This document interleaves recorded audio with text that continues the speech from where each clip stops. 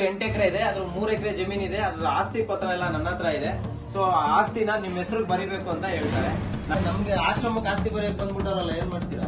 ಆಸ್ತಿ ಬರೆಯಕ್ ಬಂದ್ರು ನಾವು ಬಿಟ್ಕೊಡಲ್ಲ ಸರ್. ಇವೆಲ್ಲ ಡ್ರಾಮಾಗಳು ಬಿಟ್ಬಿಡ್ಬೇಕು. ಈ ಡ್ರಾಮಾಗಳನ್ನ ಹೇಳ್ತೀನಿ ಕೇಳ್ರಿ, ವಯಸ್ಸಾದ್ಮೇಲೆ ಈ ಡ್ರಾಮಾಗಳನ್ನ ಬಿಟ್ರಿ. ಸ್ನೇಹಿತರೆ ನಮಸ್ಕಾರ, ನಾನ್ ನಿಮ್ಮ ಪ್ರೀತಿಯ ಜನಸ್ನೇಹಿ ಯೋಗೇಶ್. ಈ ಮಹಿಳೆ ಹೆಸರು ಅಂದ್ರೆ ಈ ಅಮ್ಮನ ಹೆಸರು ಬಂದ್ಬಿಟ್ಟು ರೇಣುಕಮ್ಮ ಅಂತ. 4 ತಿಂಗಳ ಹಿಂದೆಗಡೆ ಒಬ್ರು ಕರ್ಕೊಂಡ್ ಬರ್ತಾರೆ. ಇವ್ರು ಅನಾಥರು, ಯಾರು ಇಲ್ಲ ಇವ್ರಿಗೆ, ನಿರ್ಗತಿಕರು, ಗಂಡ ಮಕ್ಕಳು ಯಾರು ಇಲ್ಲ, ಅನಾಥವಾಗಿದ್ದಾರೆ, ದಯವಿಟ್ಟು ಆಶ್ರಮಕ್ಕೆ ಸೇರಿಸ್ಕೊಳ್ಳಿ ಅಂತ.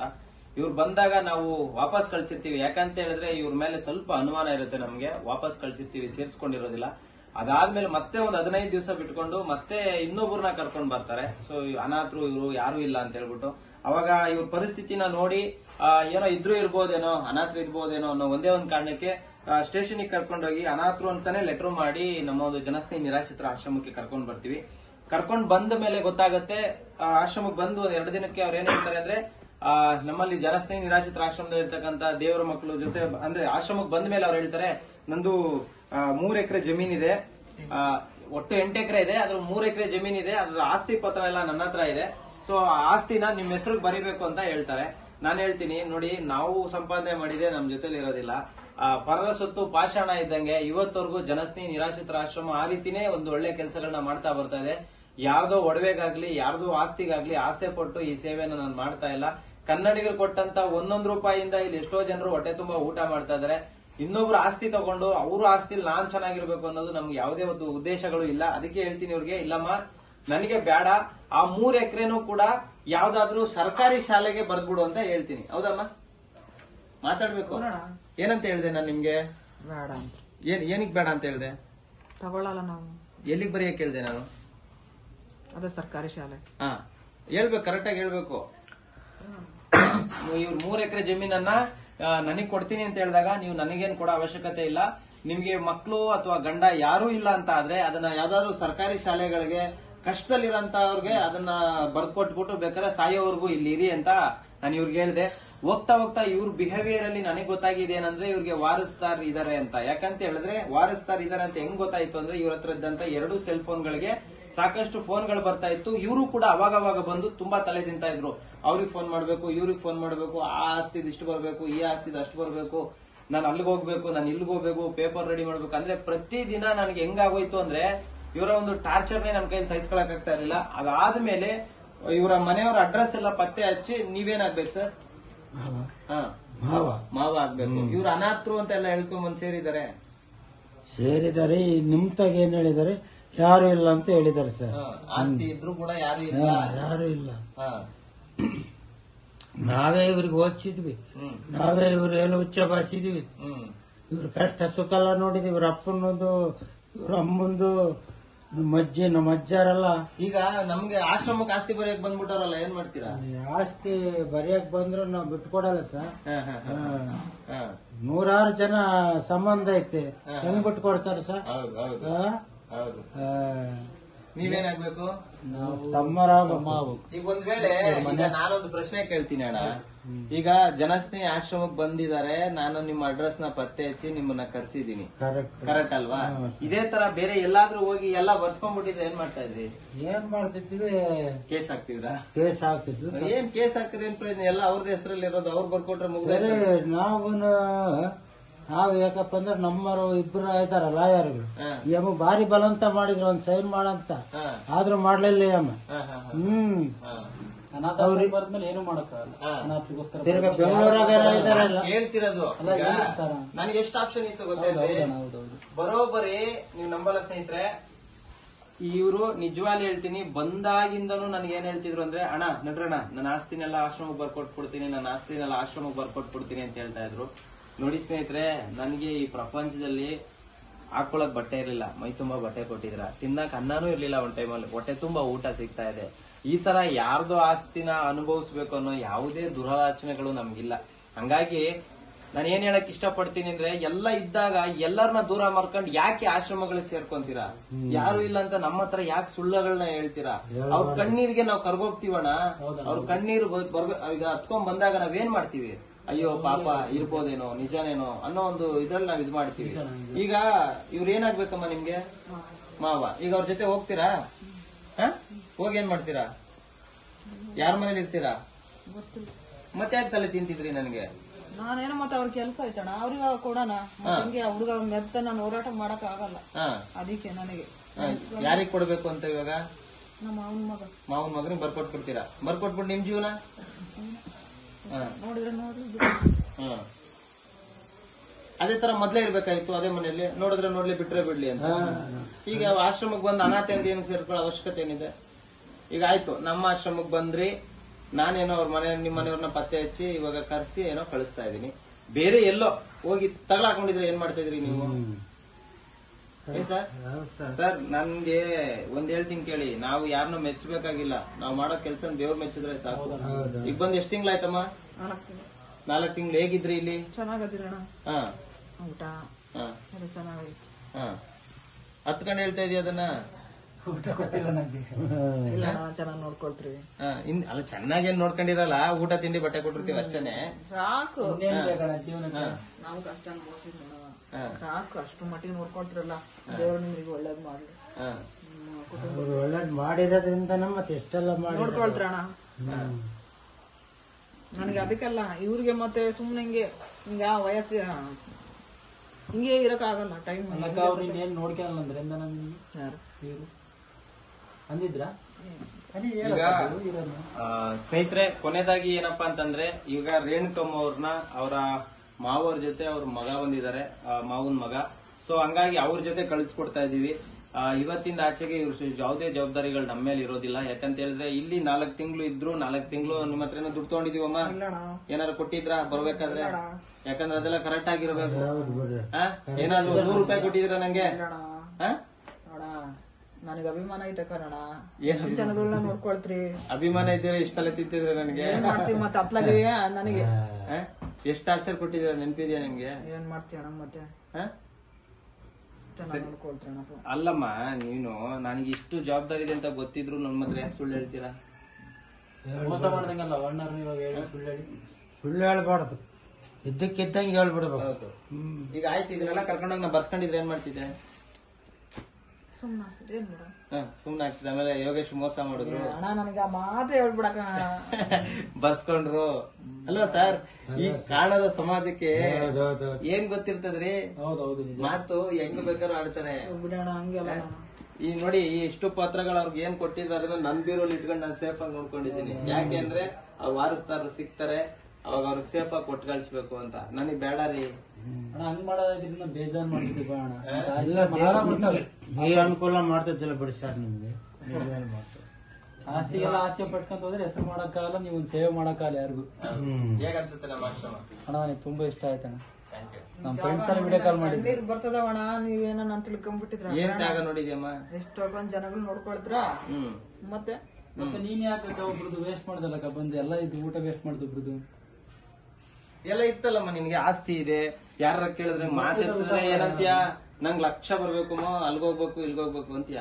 10 ಲಕ್ಷ ಕೊಡ್ಬೇಕು ಅಂತೀಯ, 20 ಲಕ್ಷ ಕೊಡ್ಬೇಕು. ಅಷ್ಟು ಲಕ್ಷ ಇರೋಳು ನೀನ್ ಯಾಕೆ ಆಶ್ರಮಕ್ಕೆ ಸೇರ್ಕೋತೀಯ? ಮತ್ತೆ ಒಬ್ಬಳೆ ಇರ್ಲಾರ್ದಣ. ಈಗ ಹೋದ್ರೆ ಇನ್ನೊಂದ್ 5 ಜನ ಬರ್ತಾರ ನಿನ್ ಜೊತೆ. ಅದಕ್ಕೆ ಇವೆಲ್ಲ ಡ್ರಾಮಾಗಳು ಬಿಟ್ಬಿಡ್ಬೇಕು. ಈ ಡ್ರಾಮಾಗಳನ್ನ ಹೇಳ್ತೀನಿ ಕೇಳ್ರಿ. ವಯಸ್ಸಾದ್ಮೇಲೆ ಈ ಡ್ರಾಮಾಗಳನ್ನ ಬಿಟ್ಟು ಕಷ್ಟನೋ ಸುಖನೋ ಭಗವಂತ ನಿಮ್ಗೊಂದ್ ಜನ್ಮ ಕೊಟ್ಟ, ಎಲ್ಲ ಆಗೋಯ್ತು. ಇವಾಗ ವಯಸ್ಸಾಗ್ತಾ ಇದೆ, ಎಲ್ಲೋ ಒಂದ್ ಕಡೆ ಊಟ ಸಿಗುತ್ತೆ, ಬಿಸಿ ಊಟ ನೆಮ್ಮದಿಯಾಗಿ ತಿನ್ಕೊಂಡು ಅವ್ರು ಹೇಳ್ದಂಗೆ ಕೇಳ್ಕೊಂಡು ಇರಬೇಕು. ಕ್ಯಾನ್ಸಲಿ ಮಾಡಿದ್ರೆ ಏನಾಗತ್ತೆ ಗೊತ್ತಾ? ಆಸ್ತಿ ಬರ್ಸ್ಕೊಂತಾರೆ, ಮತ್ತೆ ಆಚೆ ತೆಳ್ತಾರೆ. ಮುಲಾಜೆ ಇಲ್ಲ. ನಿಮ್ ಸಂಬಂಧಿಕರು ಕುಂತವ್ರೆ ಅಂತ ಅವ್ರನ್ನೇನ್ ಮೆಚ್ಚಿಸ್ಕೊಂಡ್ ಮಾತಾಡ್ತಿಲ್ಲ ನಾನು. ಏನ್ ಸರ್? ಯಾರ ತರ ನೋಡ್ಕೊಂತಾರೆ? ಈಗ ಒಂದೇ ಉದ್ದೇಶ ಹೇಳ್ಬೇಕಂದ್ರೆ ಇವತ್ತಿನ ಕಾಲದಲ್ಲಿ ಎಲ್ಲ ಇದ್ರು ನೋಡ್ಕೊಳ್ಳೋದ್ ಕಷ್ಟ. ಅರ್ಥ ಆಯ್ತನಮ್ಮ? ಇವತ್ತೇನೋ ಅವ್ರು ಬಂದಿದ್ದಾರೆ ಕರ್ಕೊಂಡ್ ಹೋಗ್ತೀನಿ ಅಂತ, ನೀನ್ ಕರ್ಕೊಂಡೋಗಿ ಹೆಂಗಿರ್ತೀವೋ ಬಿಡ್ತೀವೋ, ಮತ್ತೆ ಏನಾದ್ರು ಈ ಕಡೆ ಆಶ್ರಮ ಕಡೆ ತಲೆ ಹಾಕಿದ್ರೆ ದೇವ್ರ ಹಣೆ ಸೇರ್ಸ್ಕೊಳಲ್ಲ. ಒಂದ್ ವಿಡಿಯೋ ಹೇಳ್ಬೇಡ ಯಾವ ಮುಲಾಜೆ ಇಲ್ಲ. ಯಾವ ಆಶ್ರಮಕ್ಕೂ ದಯವಿಟ್ಟು ಮಾತಾಡ್ರಿ. ಇರೋದೇ ಹೇಳ್ತಾರದಮ್ಮ. ಚಳಿಕೆರೆಗೆ ಇದ್ಲು, ಅದು ಆಶ್ರಮ ಚರ್ಚಲ್ಲಿ ಇದ್ಲು. ಅಲ್ಲಿಗೆ ಹೋಗಿ ಅವ್ರನ್ನ ಕರ್ಕೊಂಡ್ ಬಂದಿದ್ಲು ಹೊಲ್ದಕ್ಕೆ. ಅವ್ರಿಗೆ 2 ಎಕರೆ. ಲಾಸ್ಟ್ ಟೈಮ್ ಬಂದಾಗ ಇವ್ರು ನಾನು ಕಳಿಸ್ತೀನಿ ಅಂದಕ್ಕೆ ಏನಂದ್ರು ಇವ್ರು? ಏನಂದ್ರು? ಬೇಡ ನಿಮ್ ಕಾಲ್ ಧೂಳ ಬದುಕ್ ನಾನು ಇಲ್ಲಿ ಕಳಿಸ್ಬೇಡ ಅಂತ. ಅವಾಗ ನೀವು ನಮ್ಮೆಲ್ಲ ತಪ್ಪಾತಿಕಂದ್ರೆ ಗೊತ್ತಿಲ್ಲ ಅಣ್ಣ ಅವತ್ತು. ನಾನು ಆ ಹುಡುಗ ಮೆತ್ತನ ಅದಕ್ಕೆ ನನಗೆ ನೆನ್ಸ್ಕೊಂಡು ಅದನ್ನೇ ಹೇಳೋದು ಡ್ರಾಮಾ ಅಂತ ಏನ್ ಹೇಳಿ ನಾಟಕ ಅಂತಾರ ಅದನ್ನ ಏನನ್ನ ಇಲ್ಲಿದ್ದು ಹೇಳ್ತಿ ಅಲ್ಲಿ ಬಂದು ಎಲ್ಲಿಗೆ ಹೋಗ್ತೀವಿ ಏನ್ ಮಾಡ್ತೀವಿ ನಮ್ ಬಾರ ಐತೆ ಕರ್ಕೊಂಡ್ ಹೋಗ್ತೀವಿ ಅಷ್ಟೇ. ನಾನು ಮತ್ತೆ ಕೊಡೋದೈತೆ ಕೊಡ್ತೀನಿ. ಕೊಡೋದಲ್ಲ ಇರಕ ಅವ್ರ ಮನೆಗೆ ನಿಮ್ಗೆ ಯಾರು ಬೇಡ ಅಂತಾರೆ, ಕೊಡೋದೈತೆ ಎಷ್ಟೈತೆ ಕೊಡೋದು ಅಂತಲ್ಲ. ನಾನು ನಮ್ಮ ಮನೆಯವರು ಮಗನ ಹೆಂಡತಿ 4 ಜನ ಇದೀವಿ ನಾವು ಅಷ್ಟೇ.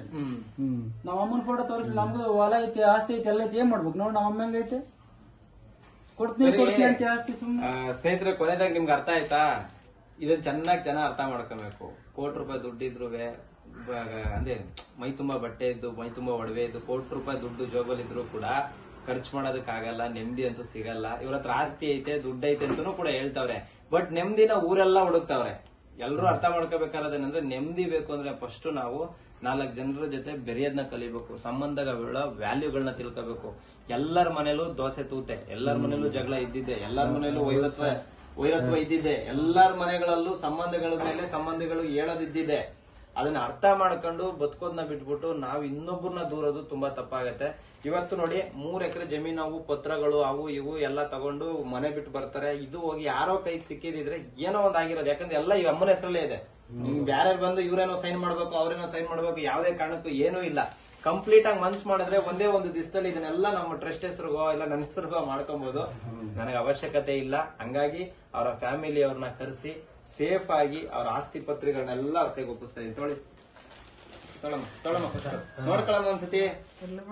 ಇರ್ಲಿ ಬಿಡೋಣ ಅಲ್ಲ, ಇಲ್ಲಿ ಗೇಟ್ ದಾಟದ್ಮೇಲೆ ಒಂದು ಜೆರಾಕ್ಸ್ ಪೇಪರ್ ಇಲ್ಲ ಅಂದ್ರೂ ನನಗೆ ಗೊತ್ತಿಲ್ಲ. ಅರ್ಥ ಆಯ್ತಾ? ಚೆಕ್ ಮಾಡ್ಕೊಳಕ್ಕೆ ಚೆಕ್ ಮಾಡ್ಕೊಳಮ್ಮ. ಅದಾವ್ ಬಿಡೋಣ ಅಲ್ಲ, ಕರೆಕ್ಟಾಗಿ ಚೆಕ್ ಮಾಡ್ಕೊ. ಚೆಕ್ ಮಾಡ್ಕೊ ಏನಾದ್ರು ವಿಡಿಯೋ ಒಂದ್ಸತಿ ತೋರ್ಸು.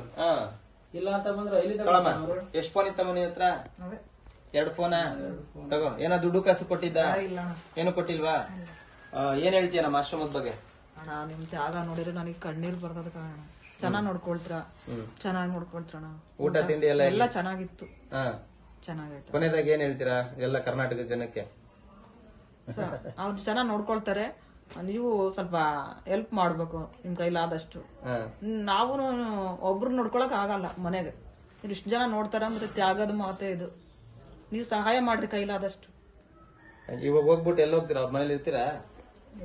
ಇಲ್ಲ ಅಲ್ಲಿಂದ ಟಾಟಾ ಮಾಡಿ ಬೇರೆ ಆಶ್ರಮಕ್ಕೆ ಈಗ ಎಲ್ಲಿರ್ತಿ ಅಂತ ಅವ್ರ ಮುಂದೆ ಅನ್ಬೇಡ. ಇರಂಗಿದ್ರೆ ನಿನ್ ಇಷ್ಟ ಇದ್ರೆ ಇಲ್ಲೇ ಇರು. ನಾನು ಎಂದೋ ಹೇಳಿದ್ದೆ ಸರ್, ನಿನ್ಗೆ ಎಲ್ಲಿ ಇಷ್ಟ ಬರ್ತತೋ ಅಲ್ಲಿರು. ಏನೋ ನಾವು ನೋಡಪ್ಪ ನನ್ನ ಮಗ ಏನ್ ಹೇಳನು, ಕರ್ಕೊಂಬರೋಗಪ್ಪ ಅಂತ ಹೇಳ. ಇವತ್ತು ಅವನು ಅತ್ಲ ಮೈಲಾರ ಜಾತ್ರೆಗೆ ಹೋಗಿದ್ದಾರೆ ಸರ್, ನಾನು ಇತ್ಲಾ ಬಂದೆ ಸರ್. ಏನ್ ಮಾಡೋದಕ್ಕೆ ಮತ್ತೆ ಹೋಗಪ್ಪ ಕರ್ಕೊಂಬರೋಗ ಅಂತ ನನ್ನ ಮಗ ಕಳ್ಸಿದ್ದ. ಅದ್ರ ಮೇಲೆ ಮನಸ್ಸಿನಾಗ ಏನಾಯ್ತೋ ದೇವ್ರಿಗೆ ಗೊತ್ತು, ಆ ಭಗವಂತಗೆ ಗೊತ್ತು. ಅವ್ರ ಮೈಂಡ್ ಅಲ್ಲಿ ಅಂತೂ ಬೇರೆ ಇದೆ. ಕರೆಕ್ಟ್ ಆಗಿ ಹೇಳ್ಬೇಕು ನೀವು. ನಾನ್ ಟ್ರೂ ಹೇಳ್ತೀನಿ, ನನಗೇನ್ ನಾಚಿಕೆ ಆಗ್ಬೇಕಾ? ಏನ ದುಡ್ಡು ಕೊಡ್ಬೇಕಾ ಸರ್ ನಿಮ್ಗೆ? ನನಗೆ ಕೊಟ್ಟೋಗ್ತೀರಾ ಇವಾಗ? ಏನಿಲ್ಲ ಸರ್. ಅಲ್ಲ ಇಷ್ಟು ದಿನ 4 ತಿಂಗಳು ನೀವು ಇಟ್ಕೊಂಡು ನಿಮ್ಗೆ ಅನ್ನ ನೀರು ಬಟ್ಟೆ ಕೊಟ್ಟಿದ್ರಿ ಅಂದ್ರೆ ಬಹಳ ಯೋಚನೆ ಮಾಡ್ಬೋದಾಗಿತ್ತು ಅಮ್ಮ. ಇರೋಷ್ಟು ದಿನ ಇದೆಯಾ, ನೆಮ್ಮದಿಯಾಗಿದ್ಯಾ? ಇನ್ಮೇಲೆ ನಿನ್ ಜವಾಬ್ದಾರಿ. ಹೊರಗಡೆ ಹೋಗೋದು ಹೆಂಗ್ ಬದುಕ್ತಿರೋ ಬಿಡ್ತಿರೋ, ಮನೇಲಿ ಇರ್ತಿರೋ, ಒಟ್ಟು ನಾನು ಹೇಳೋದೇನಂದ್ರೆ ಸಂಬಂಧಿಗಳನ್ನ ಕಳ್ಕೊಂಡು ಆಚೆ ಹೋಗ್ಬೇಡ. ನೋಡಿ ಸರ್ ಅಷ್ಟೇ. ಈಗ ಕಂದಮ್ಮನ್ನ ಸಾಕಿದೆ ಸರ್ ಅವತ್ತಿನ ದಿವಸ. ಇವತ್ತೇನೋ ಕಾಲ್ ಬಂದ್ವು, ಕಣ್ಣು ಬಂದ್ವು, ಶಕ್ತಿ ಬಂತು, ಏನೋ ಎಲ್ಲಿ ಬೇಕಾದ್ರೆ ಹೋಗಕ್ ಆಗ್ತೈತೆ. ಅವತ್ತಿನ ದಿವಸ ಯಾವನಿದ್ದ? ಯಾರು ಇರ್ಲಿಲ್ಲ. ಅದನ್ನ ಯೋಚನೆ ಮಾಡಮ್ಮ. ಏನೋ ನಿಂದು ನಾವು ದಡ್ಡ್ರ ಸ ಎಬ್ಬಟ್ ನಾವ್ನು, ಆದ್ರೂ ನನ್ನ ಸೊಸೆಯನ್ನ ಬುದ್ಧಿವಂತಾಗಲ್ಲ ಅಂತ ಓದಿಸಿದ್ದೇನೆ. ಕೂಲಿ ನಾಲಿ ಮಾಡಿ ಓದಿಸಿನಿ. ಇವ್ರಪ್ಪ ಓದಿಸಿಲ್ಲ, ಇವ್ರಮ್ಮ ಓದಿಸಿಲ್ಲ. ಅದೇನಮ್ಮ? ಮತ್ ಹೋಗು ಅವ್ರ ಜೊತೆ ನೆಮ್ಮದಿಯಾಗಿರೋ. ಮಕ್ಳಿಲ್ಲ, ಗಂಡ ಇಲ್ಲ, ಯಾರು ಇಲ್ಲ, ಏನಾಗ್ಬೇಕು? ಆಸ್ತಿ ತಗೊಂಡ್ ನಿನ್ಗೆ ಇರೋ ಗಂಟ ನೆಮ್ಮದಿಯಾಗಿರ್ಬೇಕು. ಮಾಡಿದ್ರೆ ಸಾ ಬೋಮಮ್ಮ ಕೊಡೋದು, ಮಾಡ್ದಲ್ಲಿ ಯಾವ್ದು ಕೊಡಲ್ಲ. ನೀವ್ ಇಷ್ಟಲ್ಲ ಮಾಡ್ದಲ್ಲ ದೇವ್ರ ಕೊಟ್ಟನೆ ನಿಮ್ಗೆ. ಕಷ್ಟ ಬಿದ್ದು ಮಾಡೋ ಅಷ್ಟೊತ್ತಿಗೆ ಸ್ವಲ್ಪ ಅನ್ನ ಬಟ್ಟೆ ನೀರು ಕೊಟ್ಟಿದ್ದಾನ ಭಗವಂತ. ಅದನ್ನ ಯೋಚನೆ ಮಾಡಿ ನೀನ್ ಅವ್ರದ್ದೇ ತಿಳ್ಕೊಂಬಿಡು, ನಮ್ದೇನ್ ತಿಳ್ಕೊಬೇಡ. ಅವ್ರ ಕಷ್ಟ ಬಿದ್ದದ್ದು ಈಗ ಹೇಳಲಿಲ್ಲ. ಸ್ನೇಹಿತರೆ, ಯಾಕೆಂದ್ರೆ ಇಷ್ಟೊಂದು ಪಂಚಾಯತಿ ಮಾಡೋ ಅವಶ್ಯಕತೆ ಇಲ್ಲ. ಬಟ್ ಏನಂದ್ರೆ ಜನಕ್ಕೆ ಅರ್ಥ ಆಗ್ಲಿ ಅಂತ ಎಲ್ಲಾ ಆಶ್ರಮಗಳ ಮೇಲೆ ಸಾಕಷ್ಟು ಇರುತ್ತೆ. ಅವ್ರಿಗೆ ಇದು ಬರುತ್ತೆ, ಅದು ಬರುತ್ತೆ, ಮಾಡ್ಬೇಕಂತ ಮನ್ಸ್ ಮಾಡಿದ್ರೆ ಏನ್ ಬೇಕಾದ್ರೂ ಮಾಡ್ಬೋದು. ದುಡ್ಡು ಸಂಪಾದನೆ ಮಾಡಕ್ 1000 ದಾರಿ ಇದೆ. ಆ ದಾರಿಗಳು ನಮಗ್ ಬೇಡ. ನಾವು ಶ್ರೀ ಶ್ರೀ ಶಿವಕುಮಾರ ಸ್ವಾಮೀಜಿಯವರು ಹೋದಂತ ಹಾದಿಯಲ್ಲಿ ಅವರ ಪಾದದ ಧೂಳು ತರ ನಾವು ಪ್ರಯಾಣ ಮಾಡಬೇಕು ಅನ್ನೋದೇ ನಮ್ಮ ಆಸೆ. ಜೊತೆಗೆ ಇವತ್ತು ನಾನು ರೇಣುಕಮ್ಮ ಅವ್ರದ್ದು ಎಲ್ಲ ಆಧಾರ್ ಕಾರ್ಡ್ ಆಗಿರ್ಬೋದು, ಅವ್ರದ್ದು ಆಸ್ತಿದು ಏನೇನು ಸಂಬಂಧಪಟ್ಟಿತ್ತೋ ಎಲ್ಲ ಅದನ್ನ ಕೊಟ್ಟಿದ್ದೀನಿ. ಸೊ ನಾನ್ ಮಾಡಿರೋ ಕೆಲಸ ಸರಿ ಅನ್ಸಿದ್ರೆ ದಯವಿಟ್ಟು ಈ ವಿಡಿಯೋನ ಶೇರ್ ಮಾಡಿ, ಸಪೋರ್ಟ್ ಮಾಡಿ. ಹಾಗೆ ರೇಣುಕಮ್ಮ ಅವ್ರಿಗೂ ನಾನು ಹೇಳೋದೊಂದೇ, ಆರಾಮಾಗಿ ಮನೇಲಿ ಚೆನ್ನಾಗಿರಿ ಅಮ್ಮ. ಸರಿನಮ್ಮ, ಒಳ್ಳೇದಾಗ್ಲಿ. ಥ್ಯಾಂಕ್ಸ್ ಅಣ್ಣ. ನೋಡ್ಕೊಂಡಿದ್ರಿ ನಿಜವಾಗ್ಲು ನಾನು ಚೆನ್ನಾಗಿದ್ನಮ್ಮ, ನೋಡ್ಕೊಂಡಿದ್ರ ಏನು ಕೊರತೆ ಇಲ್ಲಮ್ಮ, ಚೆನ್ನಾಗ್ ನೋಡ್ಕೊಂಡು ಆಸ್ತಿ ಎಲ್ಲ ಅಯ್ಯೋ ಆ ಅಮ್ಮಂಗೆ ಎಲ್ಲೆಲ್ಲೋ ಕೊಟ್ಬಿಟ್ಟಿದೀನಿ, ಅದೆಲ್ಲ ಕಿತ್ಕೊಂಡ್ಬರ್ಬೇಕು ಅಂತ. ಆಯ್ತು, ಈಗ ಫ್ರೀ ಆಗಿ ಬಿಟ್ಟಿದೀವಿ, ಆರಾಮಾಗಿ ಎಲ್ಲಾ ಕಡೆ ಹೋಗಿ ಇಸ್ಕೊಂಡ್ಬಿಡು. ಇಸ್ಕೊಂಡ್ಬಂದಿವ್ರು ಕೊಟ್ಬಿಡಮ್ಮ, ನಂಗ್ ಬೇಡ. ನಮಗೆ ಬೇಡ ಸರ್, ನಿಜವಾಗ್ಲೂ ಅಲ್ಲಿ ಹೋದ್ಮೇಲೆ ಇವ್ರಿಗೆ ₹1 ಕೊಡಲ್ಲ, ಇವ್ರಿಗೆ ಬರೋದಿಲ್ಲ. ಏನ್ ಮಾಡ್ತಾರೆ, ಅವ್ರು ನಿಮಗ್ ಬಿಟ್ಟಿದ್ದು ಅವ್ರಿಗೆ ಬಿಟ್ಟಿದ್ದು ಸರ್. ಅವ್ರ ಪಾಸ್ಟ್ರಿಗೆ ಏನ್ ಹೇಳ್ಬಿಟ್ರಿ ಸರ್ ಅಮ್ಮ, 2 ಎಕರೆ ಕಾರ್ ಹಾಕೊಂಡ್ಬಂದ್ಬಿಡ್ತಾರ ಅವ್ರು. ಓ, ಚರ್ಚ್ಗೂ ಹೇಳ್ಬಿಟ್ಟೈತೆ 2 ಎಕರೆ ಕೊಡ್ತೀನಿ ಅಂತ. ಎಲ್ಲಾ ಕಡೆ 2 ಎಕರೆ ಕೊಡ್ತೀನಿ, 2 ಎಕರೆ ಕೊಡ್ತೀನಿ. ನನಗೂ 2 ಎಕರೆ 3 ಎಕರೆ. ವ್ಯತ್ಯಾಸ ಏನಂತ ತಿಳ್ಕೊಟ್ರಿ. ಫಸ್ಟ್ ಅವ್ರು ಏನ್ ಮಾಡೋದು ಗೊತ್ತಾ ಸರ್, ಫಾಸ್ಟ್ ಬಂದು ನಮಗೆ ಹೊಲ ಕೊಟ್ಬಿಡ್ರಿ ಅಂತ ಬಂದಾರೆ. ನಾವ್ ಚರ್ಚ್ ಕಟ್ಟಿಸ್ತೀವಿ. ಅವಣ್ಣ ಅದೇ ತರ ಮಾಡಿದ್ರೆ ನನ್ ಮನ್ಸ್ ಮಾಡಿದ್ರೆ ಅದಷ್ಟು ನಾಳೆ ಬೆಳಗ್ಗೆ ನನ್ನ ಹೆಸರು ಮಾಡ್ಕೋಬೋದಾಗಿತ್ತು. ಯಾಕಂದ್ರೆ ನೀವ್ ಯಾರೋ ಬಂದು ಏನೂ ಮಾಡ್ಕೊಳಕ್ಕಾಗಲ್ಲ, ಅರ್ಥ ಮಾಡ್ಕೊಳ್ಳಿ. ಯಾಕಂದ್ರೆ ಎಲ್ಲ ಅವ್ರ ಹೆಸರಲ್ಲಿ ಐತೆ. ಅರ್ಥ ಆಯ್ತಾ? ನಮಗ್ ಬೇಡ ಅಣ್ಣ, ನಮ್ ಕರ್ನಾಟಕದ ಜನ ಹೊಟ್ಟೆ ತುಂಬಾ ಊಟ ಕೊಡ್ತಾವ್ರೆ, ಸಾಕು. ಸಾಯುವಾಗ್ಲೂ 4 ಜನ ಎತ್ತಾಕ್ತಾರ ನಮ್ಮನ್ನ. ನಮಗೆ ದುರಾಸೆನೂ ಬೇಕಾಗಿಲ್ಲ, ಪರಸತ್ತು ಪಾಷಾಣ ನಮ್ಗೆ ಅವಶ್ಯಕತೆ ಇಲ್ಲ. ನಿಮ್ದೆಲ್ಲ ಒಪ್ಸಿದೀರಮ್ಮ, ದೇವ್ರ ಒಳ್ಳೇದ್ ಮಾಡ್ಲಿ. ಸರಿನಮ್ಮ, ಥ್ಯಾಂಕ್ಸ್ ಅಮ್ಮ, ಥ್ಯಾಂಕ್ ಯು ಅಮ್ಮ.